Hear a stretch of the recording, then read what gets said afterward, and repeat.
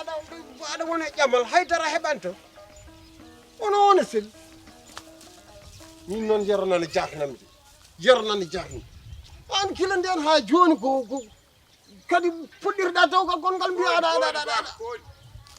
qu'est-ce qui le passe wallahi yarana sellande qu'est-ce qui le passe an mbiɗa ngal ɗo jamal ngal ƴamata aɗa selli hol jama ayan haɗa mi haala ba ka gorko mawɗo kellipaɗo aɗa wonde e debbo ma aɗa wiya aɗa ƴama ɓi baba guellay ɓiyum ko janggo ko ganɗo ko ɓiɗɗo foti continuirde jangde mum aɗa naata ƴamal ngal woni koye funtudam sa renaki noon jawdi ma fof ma fukko hen ta heɓa ko woni probléme o jirmi ko woni ndi ngar ndi jaaɗa to gaynako gadduɗa ngari mbiɗa koye ƴamal ma mbatta min goni koye wadde préation mariage o mariage eyyi an ma waɗ mariage taw ko garam ndi mbatta mariage de ganda a lelaki raw min wi gaynako yo tottam pasi ɗum ɗo ko dokkal premiére dokkal mon dokkarmi suka debbo o on ara o nawa wi o ɗum hirsetake mi wiyani koko hirsete gaddumi ɗum ɗo mboɗo nenamo ɗum so ari mi wiyomi rokkimo ngaari haade haydara taw mi rokkamo ngaari ndi o nawa galle mabɓe so nawi galle mabɓe ñande mariage o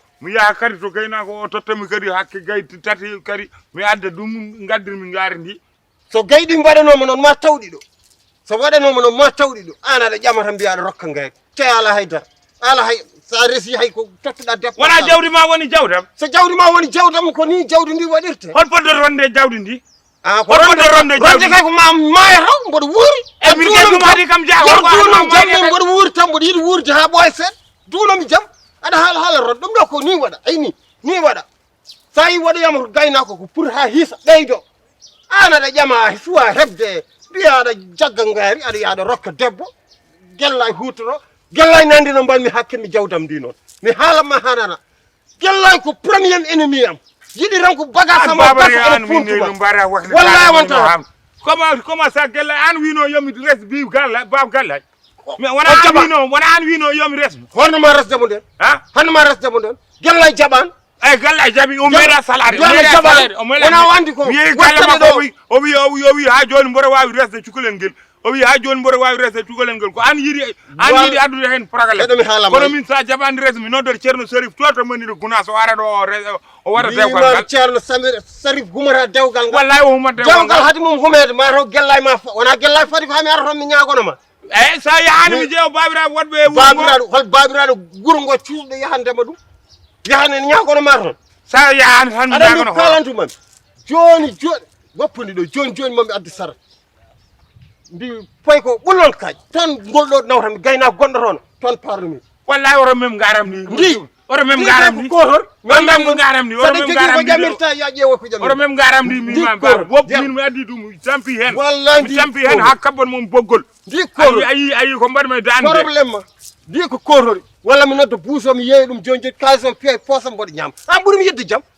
a yiyani boggol mo kabbon mo mi waɗa wiyeɗo mi kabbinimo boggol mi adi kadi mi won ko wawi fof ko kaɓɓa hen ɓoggol ngaari ndi wona ni ndi yarata taw ko ƴamal ɓolal tan ngal daraki hay nokku ngaari ndi min komi keɓtodi mi nawtandi toon so tiisi so ndi walti ɗo hande mi yeeyande buuse o noddami mi yeeye ɗum mi waɗa kalis o e poos a ɓuurani wiide wurde hen ɗum ɗo wonno waɗa ha heeɓa wona kay la ilaha illallah tan mbiya te an a suwa heɓde a humanani a waɗani haydara tan cikkuɗa ɗo ko noon ngaari mboɗo ya mboɗo rokkoya ngaari mi wiyamo yo naw tan wallahi ko jawdam de jawdi ma suwa wonde jawdi ma ko jawdam de jawdi babam ko jawdam jawdi babam ko jawdam kila gartuɗa jawdi babam ko jawdam aɗan tan waɗa tal a wari guertoɗe a wari jawɗi a wari fof gayɗino mi haalanma hoto mem hen hay gotu te ngal dewgal wona wallahi wonata dewgal ngal wonat wallahi wonat wallahi ngaari ndi wonata ngaari ndi ko sa wawi nangu ngaari ma kono jawdi dewgal ngal wonat tam jawno woni dewgal ngal tan wala hay dërëm sa wi aɗa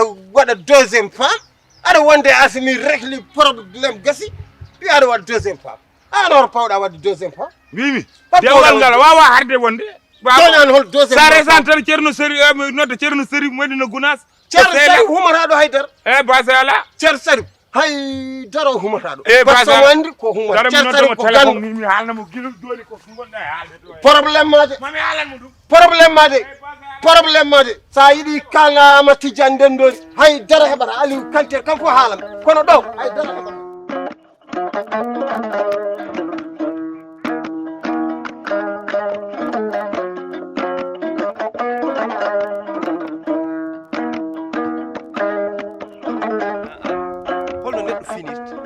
naata e wuro wona ƴewde puccu so ñaami walla yari cansa koɗo huɗo gadda huɗo kes mbaɗa ɗo baba ko jinno yorno puccu ngu mi ngarmi ha lawle noon potimi kaw yaro yaro en potimi yaro poti makko sa fottema ko joni yaro poti makko noon wima feemi ena haalam haala hawa komi famata yaro wini fima woni komi feemi kala omo haalam haala hawa komi famata ko mbaɗɗa haydara omo haalam haala hawa e hawa ko debbam e iwi jeeɗo fayi waɗe momi yaro minen ko kaynam hawa ko janngowo hawa on koye liggare ko janngowo won ƴewɗo gandal an noon aɗa andata ladde wona toon hano belɗa garta punta hawa kadi mbiya kadi aɗa arte hawa min jaɓantama ɗum ay Ablaye neɗɗo yo sel toña min mi toñani baba yero so haali haala hawa en haani yero ko kañum rokkano hawa holɗum kañum rokka hawa mbaɗa ka rokkima hawa min rokkimo hawa nde nene ma ene yaha voyage min guitti min totti ɗum hawa nena meeɗa wiide noon nena meeɗa yadude hen ay Ablaye so tawi a nani yantin woto tooñ yero ko gen hawa wonata inchallah min ƴewridi hen inchallahu ma kono inchallahu min mi yadani hen hande mi yadani hen janggo te kadi mi haalama kala jiima omo darde hawa kala ko heeɓi oto yottinani ala andu yero wawma de yero wawi kam reenu yero de so yiɗi reenu yero mbimi so yiɗi o wawami cela bone cela kata anani woto tooñ min mi an ko tooñ joguiɗa tan kaɗa wadda neni puccu ma neni ha a yi nana wiye ene ngappa yimɓe ko wasde ñamde wona galtumi joni komi fottema o fi puƴi ngu rutti o fiyam hello min ɗeɓe nandiri seeɗa wadde gasi o rufi gawni fo e lawol woto tooñ tan min kam baba ma wiidama so wonde aɗa yaade aɗa hokkam hawa min mi yaadani hen min to banggam min mi yaadani hen te baba saabu Allah woppanama haala yero e hawa yero oto mi yiiruma omo darde hawa so mi yima omo darde hawa noon baba harto yero baba min so mbiɗa harto ko an kartotomi ko an mbiyami wata tooñ Ablaye min mi Ablaye toñani wata tooñ wata sehnam ɗo to gonmi ɗo golle ma neni toppirɗa puccu ma jaaha woni haaju ma so hawwani yiɗidire walla so hawwani añodire ɗum wonani haaju ma an waɗi yo oppo hawa so wi an ko wopparde hawa yo oppo hawa an to jagguɗa an min nongu ko puccam e gollam e guesam jagguɗa puccu maɗa haɗa yarnoy mi haɗa yornoyde woto tooñde yo oppo hawa tan baba woto addanam histoire minen komin mbaɗatno min mbaɗi min pari oppo hawa min dokkimo hawa gasi woto ɗum ko so ɗum ɓennine mi yiiɗa ko dariɗa ɗo ha ɗum nin toppirɗa puccu ngu no moƴƴirta ni min mi yaha ko ɗum woni haala ma ko wona haala hawa yo oppo hawa tan mbawi wiidam baba aɗa min yo oppo hawa rek hawa kam mbaɗa andi so oppani hawa min nanggodirat min yo oppo hawa tan moƴƴi hawa kam ñana oppani ɗum foof mbaɗa andi baba min ñana oppani hawa Allah ene seedi min nanggodirat mbaɗo fof waɗa goɗɗo mo rewa hawa tan hawa joni ɗi hay janggude foof o jiiɓi haqqille hawa mbaɗa hawa kam wonani o jiiɓi haqqille hawa kala ɗo joɗɗa hawa kam joɗɗa hawa hami yiiroma ɗo mo darde hawa woni anene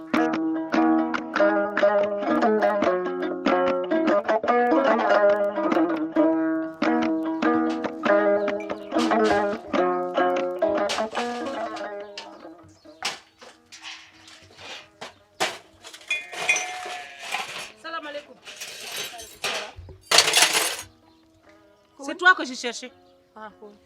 Je te dis 1000 fois, et je te le répète encore 1000 fois, de laisser mon mari.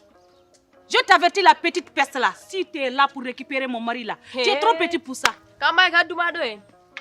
Dum kalanta xam. Wana ka desat. Règle programme ma ngo pa xamini jeet. Je t'ai bien averti. Je te dis de laisser mon mari tout tranquille. Si tu as dewgal, yoro resa hande. Yoro resani jango, resani bawo jango. Afunti hoore ma. Ko an won ma yero yida. Sara way ganda dum do jodda ko an tan joggi do hoore ma yero sohlani hande sohlani jango. Som sohlon ma kadi wana hande. Kanko wadi erreur wi ko addo ma ko den wonno kono wana joni. Joni ko minu yidi kadi min mi yida ko konko yidi kam. Sara way ganda dum. C'est ce que tu crois. C'est ce que tu crois. Ce que moi j'ai construit là, personne ne peut le détruire. Toi, tu me connais pas. Toi, tu me connais mal. Toi, tu me connais mal. La jeunesse d'aujourd'hui là, ce que vous croyez là, ce n'est pas ça de. Hey, ay mi abudani wadi bindide. Abudan kam jogadi gir. Sara way ganda dum. Salam alaikum. Salam alaikum. Maaleykum salam. Salam alaikum. Maaleykum salam. Si tu ne fais pas attention à moi là, je pense que tout le quartier ou bien tout le village là parle de Assimi. C'est toi qui me connais pas. Tu viens de te naître. Attention à toi, je t'avertis. Encore jamais. Après si je reviens ici dans cette maison là, Tu vas voir ce que je vais te faire. Je vais revenir ma vie Assimi Avala. Je te vois très bien. Ce que je construis avec Yero, depuis Côte d'Ivoire, le commencement, son arrivée là-bas. Depuis au Côte d'Ivoire, on a un Itatoum, tu vois, la petite pièce là. C'est juste un avertissement que je te donne. Apari halt. Hey, pas Apari encore. halt. Pas encore. Avec Dimonange d'Odi. I mean, Yero ko jam no xam gil be fam. Dum sarwa nganda dum. Anin, awa itu dum tampino war ma mi nyaale gulal. Gasi. Te min go Yero yidi kam mi da Yero. Afami. Tampino war ma ram. Ah. Sarwa podda ko jawt no kotirda a jarando haydar. Hey. Dum sarwa nganda dum. Gila de femme depuis petite là. Jusqu'à présent, toi, tu n'es pas grandi. Machallah. Machallah. Ce que vous dites là sur moi, là, j'ai tout entendu. C'est tout toi-même. Attends, je te dis de laisser mon mari tout tranquille. C'est juste un avertissement que je te donne. En bon entendeur là. Salut. Reste là-bas. Si je te retrouve avec mon mari la prochaine fois, tu vas voir ce que je vais